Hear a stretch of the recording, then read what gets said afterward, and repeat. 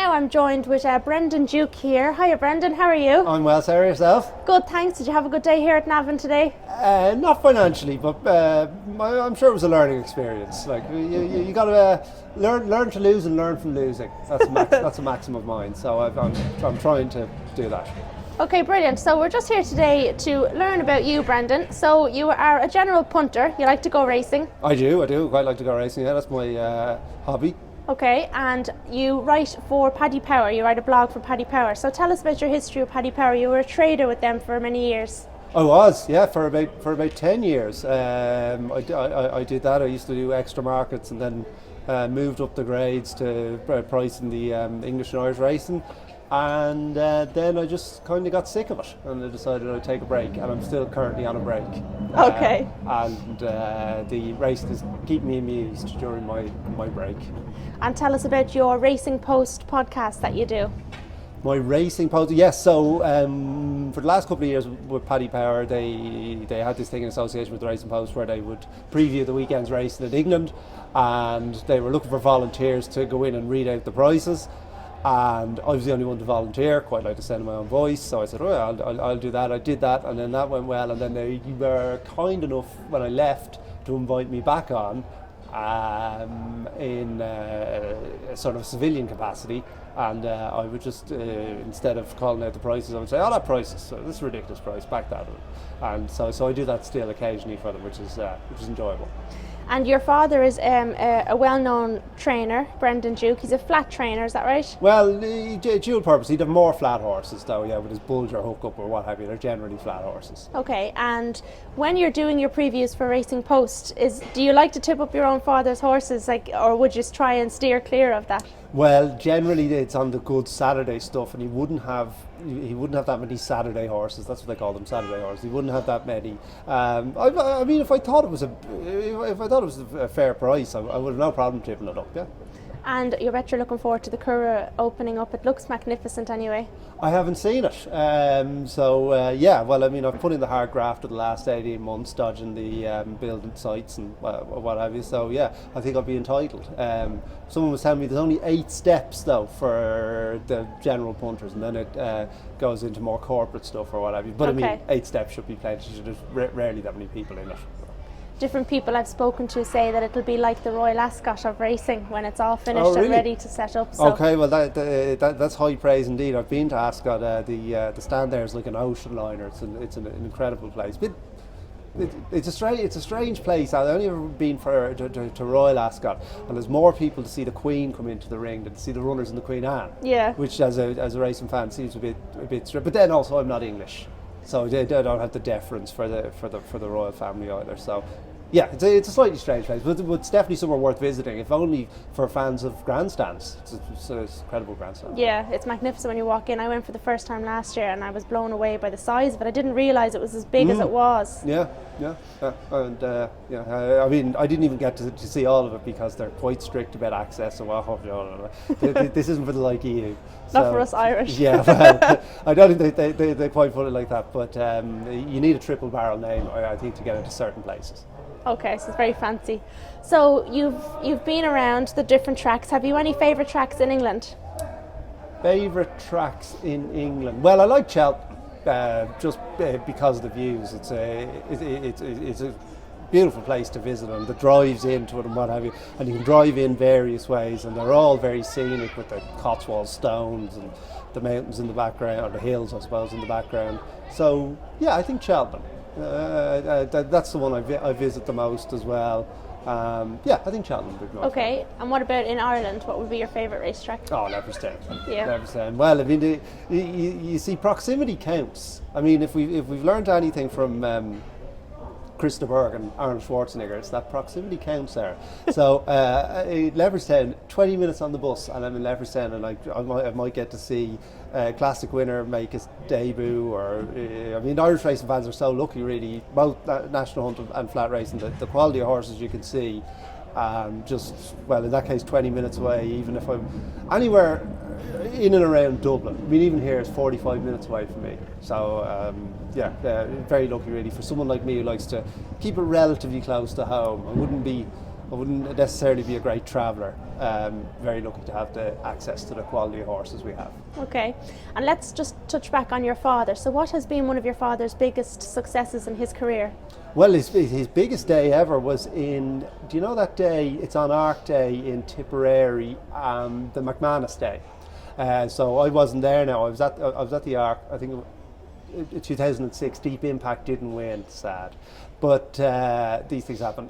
But he had 2 horses running that day, one in a 2-year-old who he'd never won a race. I don't think he won a race after. My dad's quite quixotic, he doesn't mind taking a chance and running in a race that you wouldn't necessarily think the horse should be in, and basically ran this horse, and it was desperate ground. There were 6 runners and only one of them handled the ground. It was his, and that won, and so that was listed. And then there was a Grade 3 chase, a horse probably the best horse he ever had was Open Eyed. He was a great servant too. He was second in the Kim Muir at Cheltenham as well, and he won the Grade 3 novice chase on the day. So that was an incredible day for a small yard to win 2 graded races. Very impressive. Brilliant. And he was an assistant for Jim Bolger. Is that how he started off years ago? That's right. Yeah. Well, he had a few mares. He always had a few mares. His dad was a stockman, and they always had a few horses around the place, what have you. And then he got to know Bolger relatively early on in his career, late 70s, early 80s, and then he went to work from, I think, around early 90s. So did his apprenticeship and then struck out on his own. Brilliant. And he's doing well. How many horses has he got stabled up at the moment? Well, I think between the 2-year-olds that are just coming down, they come down in stages or what have you. I think he's about 20 in. So enough to keep him going. Yeah. Okay, so let's touch on the horse racing industry. How do you feel it is, like when you're in the betting ring, you come racing quite a bit. Do you think the game in the betting ring in particular is a dying breed? Well, yeah, I mean it is. You only have to look at the figures to see that it is. It's a curious thing really, because for the longest time I was coming racing and I was just betting on my phone. And then I was backing a favourite one day, or maybe it was a second favourite, and someone said to me, you should back that in the ring, because it's an incredible thing. I mean, punters are a funny breed. So when I was in Paddy Power, I think 80% of Paddy Power customers only had a Paddy Power account. So they're not necessarily, whilst they might go compare for their insurance or what have you, they're not necessarily price conscious when they're backing horses. But like most punters back on the show, like again, I can't remember the figures, but I think it's about 75%, and again something like 75-80% back out of the favourite or the second favourite. Now if you want to do that, you should come to the races, because they're matching the exchange with no commission on the favourite. Now I don't know if that's necessarily something they want people to know about, because whether it's a sustainable business model, I don't know. They have to go and pay staff and lug all their screens around and what have you, and then bet horses to 100%. I'm not sure if it's necessarily a sustainable business model, but it's a great experience to compared to, say, going to the betting shop. You go and you have a bet with the lads, and they might chat to you before race, because they kind of get to know you. If you're semi-regular like me, they kind of get to know you, and they'll say, what do you think about this horse, and you can chat away with them. And then I was in Naas during the summer, and I think it's Dara Fitzpatrick, would that be right? It's the last pitch on the rail. So I went up to the lad who was, I don't think it was Dara himself, the lad who was representing him, and he was 6-1. And I think I asked him for 150 over 100 at 6-1. And I got the docket back and I walked away, and I'm 5-1 on the docket. Now in fairness, the 6-1 was a standout price, everyone else was 5-1. So I knew what had happened. The machines weren't talking to one another. So I just went back to him and said, look, obviously this is only supposed to be 5-1, but it was shown 6-1 on the board. Do you want to just cancel the bet? And he said, no, I'll lay you the 6-1. So that's an incredible customer experience. So I would say to people, I would encourage them to come racing, because it's a good day out. And I mean, you will not get better value if you're betting on the show and you like to bet the fancied horses. So it's dying, but I don't really know. Well, maybe it's dying because, like me, because people just don't know. Because I mean, I wasn't betting in the ring for years and years, and now certainly if I'm not backing an outsider, I'll bet in the ring. Something about cash as well. I quite like cash is king. Yes. I quite like the feel of readies in my hands. So, by the sounds of it, you should have been a bookmaker in your previous life. Well, maybe in my previous life when they were betting to 3 and 4% a runner, but I wouldn't like to be making a book now, Sarah, to be honest with you. I think it's a tough game to be in. What are your betting techniques? So when you're coming racing, do you study the night before? Do you back early morning prices? Have you got a particular betting technique?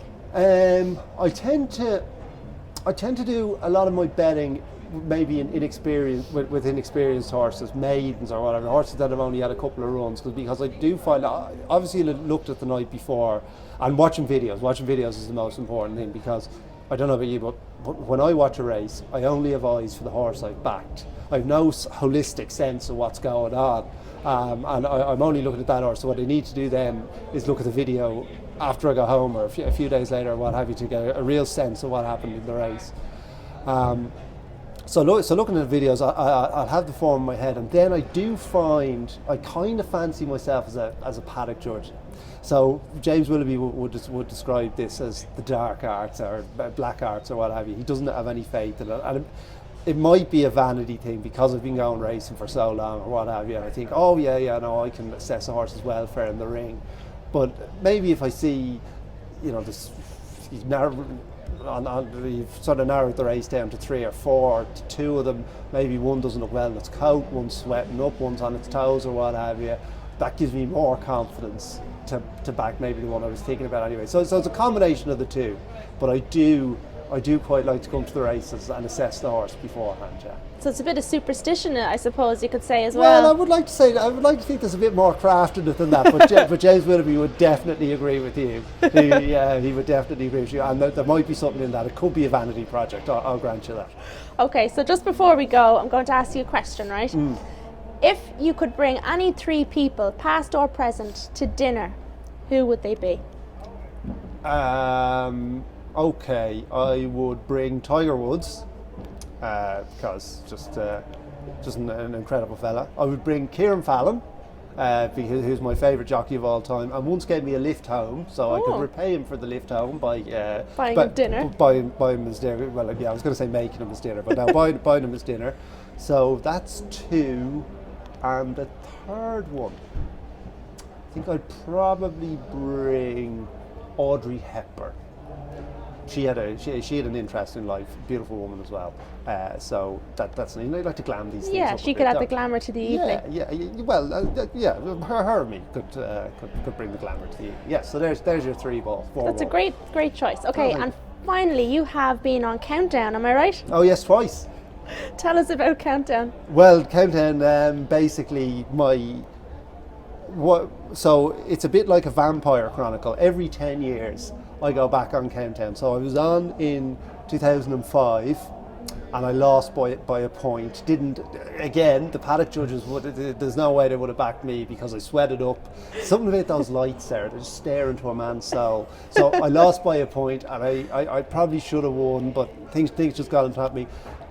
So then I went back in 2015, and unfortunately I got a terrible draw. I was drawn in the car park in Chester. The guy who won, he didn't ultimately win the series. He was the best player in that series, but he got beaten by this guy threw a complete Hail Mary. He was winning by 11 points, and the last letters round this guy went for outbraved. How is that a word? Well, outbraved is a word, and beat him. But he's a brilliant player, and he was too good for me. But you get to go back on every 10 years. So in 2025, I shall rise again, and I will win.